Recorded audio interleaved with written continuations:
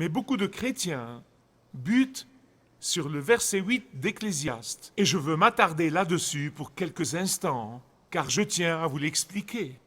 Certains sursautent vraiment et disent « il y a un temps d'aimer et un temps de haïr ». Y a-t-il vraiment un temps de haïr? Oui. Haïr le péché qui cause la déchéance de l'homme. Haïr le péché qui crée la confusion dans les esprits des gens, surtout les jeunes. Haïr le péché de ceux qui font du mal aux enfants. Haïr le péché de ceux qui entravent l'action de la justice dans nos tribunaux. Haïr le péché de ceux qui appellent le bien mal et le mal bien. Haïr le péché. Il dit, il y a un temps pour tout, dit le rechercheur. Puis il fait une grande découverte dans le verset 11. Je vous prie de le regarder avec soin, verset 11. Il dit, il fait toutes choses bonnes en son temps. Je me demande si nous pouvons le dire ensemble. Pouvons-nous le faire? Il fait toutes choses bonnes en son temps. Seuls ceux qui vivent au-dessus du soleil peuvent vraiment dire ça. Seuls ceux qui ont livré le tout au Seigneur Jésus-Christ peuvent vraiment dire ça. Seuls ceux qui se fient à Dieu de tout leur cœur dans les moments difficiles, dans les moments d'épreuve, dans les moments de maladie, dans les moments de chagrin, seuls ceux qui se fient à Dieu de tout leur cœur peuvent dire ça. Seuls ceux qui savent qu'ils ont été rachetés et qui sont sur le chemin de régner et gouverner avec le Christ au ciel peuvent dire ça. Ceux qui vivent sous le soleil vivent dans les ténèbres et ne savent pas vraiment ce que c'est que la lumière. Et par conséquent, ils n'ont ni la connaissance ni l'expérience de ceux qui vivent au-dessus du soleil. Ils maudissent leurs ennemis parce qu'ils ne peuvent pas les aimer. Ils maudissent leurs travaux parce qu'ils ne peuvent pas voir que ce sont des dons de Dieu. Ils maudissent leur sort dans la vie parce qu'ils ne savent pas vraiment ce que le croyant sait.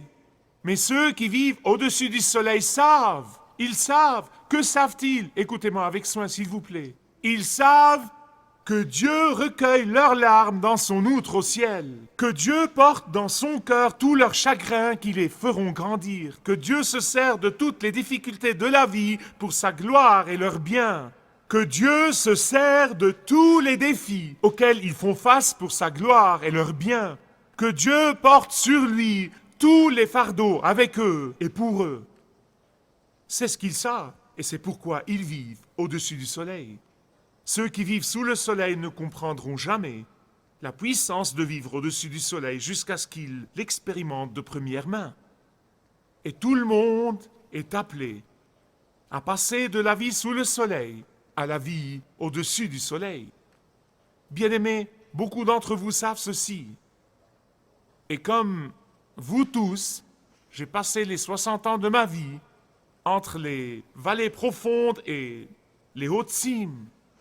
J'ai fait l'expérience des deux.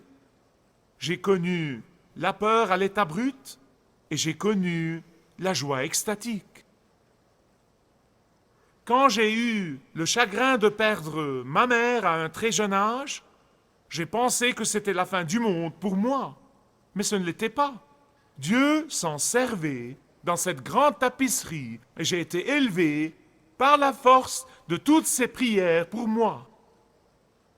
En fait, toutes les vallées que j'ai traversées au début de ma vie m'ont poussé à écrire mon livre « Si Dieu a le contrôle » qui a vraiment béni des milliers et des milliers de personnes.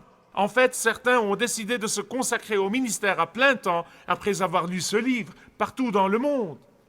Et pour les années d'après, certains d'entre vous les ont vécues avec nous. J'ai traversé avec ma femme les vallées qui se sont présentées à nous. Et de ces vallées est sorti mon livre fortifié par la louange qui a béni lui aussi des milliers de personnes partout dans le monde. Pourquoi? Écoutez avec soin, s'il vous plaît. Parce que dans les vallées de la vie, nous ressentons la présence de Dieu d'une façon que nous ne pourrions jamais ressentir ailleurs. nous nous rapprochons de Dieu d'une façon dont nous ne pouvons jamais nous rapprocher quand nous sommes sur les cimes. C'est dans ces vallées que nous nous rendons compte que Dieu fait toutes choses bonnes en son temps. C'est dans ces vallées que nous apprenons à développer une confiance totale dans le Dieu vivant, dans l'amour de Dieu et le soin de Dieu, plus que n'importe où ailleurs. Ne me comprenez pas mal. Moi, je préfère de loin les cimes. Non mais écoutez-moi, je ne suis pas du tout masochiste, vous comprenez, hein, vous m'avez compris. Vous savez, je ne cherche pas vraiment les vallées et je ne les chéris pas. Mais quand elles viennent, je sais que Dieu a un but là-dedans. Et je verrai le Seigneur dans ces vallées comme je ne l'ai jamais vu auparavant. Et ma relation avec lui s'approfondit dans les vallées et non sur les cimes. Écoutez-moi bien sur ce point. La raison pour laquelle Salomon a été si déprimé et a été si abattu et même si désespéré, tellement désespéré de la vie elle-même, pensez-y, l'homme qui avait tout dans la vie, et probablement personne n'a jamais eu ce que le roi Salomon a eu, ni avant lui, ni après. Et pourtant, il était désespéré de la vie elle-même, il voulait mourir. Et la raison, c'est qu'à ce moment-là de sa vie, il vivait où? Oh, mais quand il a commencé à s'élever et à vivre au-dessus du soleil, il a pu dire, « Il fait toutes choses bonnes en son temps. » Et donc Salomon commence à vivre au-dessus du soleil et à voir les choses d'une perspective différente de celle de sous le soleil. En fait, le livre est plein de contrastes. Vous voyez qu'il était sous le soleil, puis il a été au-dessus du soleil. Sur ce sujet-ci et sur ce sujet-là, sur ce point-ci et sur ce point-là. Et donc, dans le verset 10, il dit « La vie est un don de Dieu, parce qu'il vivait au-dessus du soleil. » Puis il dit dans le verset 11, il dit que la vie est liée à l'éternité, et que sans cette vision sur l'éternité, vous ne pourriez jamais la comprendre.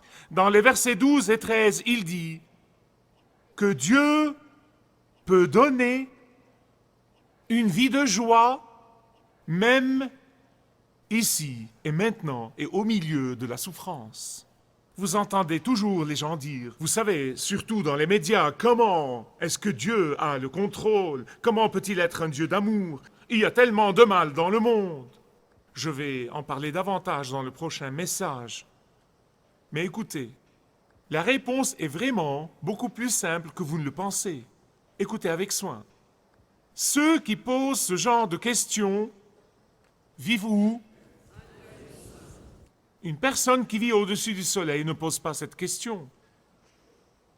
Salomon a posé cette même question quand il vivait sous le soleil. Il a même regardé les cours de justice. Rappelez-vous qu'il était l'homme sage et qu'il prononçait de bons jugements. Il a donc observé les cours de son royaume et il a regardé, il a vu ce que faisaient les juges et ce que faisaient les avocats. Et les gens me disent aujourd'hui, les avocats me disent que les choses sont si lamentables aujourd'hui qu'ils voient littéralement des gens mentir sous serment sans même sourciller. Il est allé au cours de justice et il a vu ce qui se passait. Il y avait de graves erreurs judiciaires et les lois étaient perverties et il a été découragé. Puis Salomon est sorti de sa vie sous le soleil pour commencer à vivre au-dessus du soleil et il a dit, à ce moment-là, il a pu voir deux choses. Numéro un, que Dieu a un temps pour tout et deuxièmement, que Dieu vise toujours son but éternel.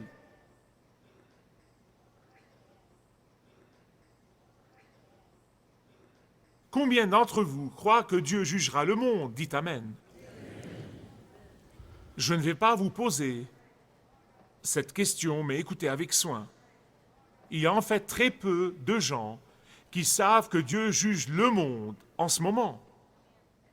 Bien que vous voyez l'injustice, bien que vous voyez la perversion, bien que vous voyez la persécution des fidèles, bien que les justes souffrent dans les écoles et dans différentes parties du monde, mais Dieu juge le monde en ce moment.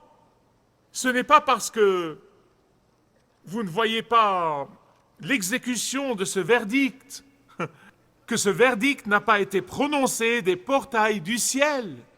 Il a été déjà prononcé, c'est une question de temps, mais il a été déjà prononcé. Ceux d'entre nous qui vivent au-dessus du soleil, nous vivons par les promesses de Dieu et non pas par les explications. Laissez-moi vous dire une chose, ceux qui veulent des explications, ça ne va pas marcher quand vous leur donnez des explications. Mais nous vivons par les promesses de Dieu et non pas par les explications. Et c'est pourquoi le Seigneur Jésus-Christ, dans Matthieu chapitre 5, après avoir donné les béatitudes, bienheureux, bienheureux, bienheureux, bienheureux, il termine les béatitudes en disant « Réjouissez-vous et soyez dans l'allégresse. » Pourquoi? Parce que votre récompense sera grande. Où? Dans les cieux. Écoutez-moi bien comme je clôture. Au-delà de la vie physique, au-delà de la mort, il y a l'éternité. Salomon dit, après avoir comparé les animaux avec les êtres humains, à en être découragé et déprimé, il a un éveil et il voit que les êtres humains sont différents des animaux. Écoutez, il le dit dans le verset 11. Il dit, Dieu a mis l'éternité où? Dans le cœur de l'homme. Les humains ont l'éternité dans le cœur et ça change tout. Écoutez-moi bien.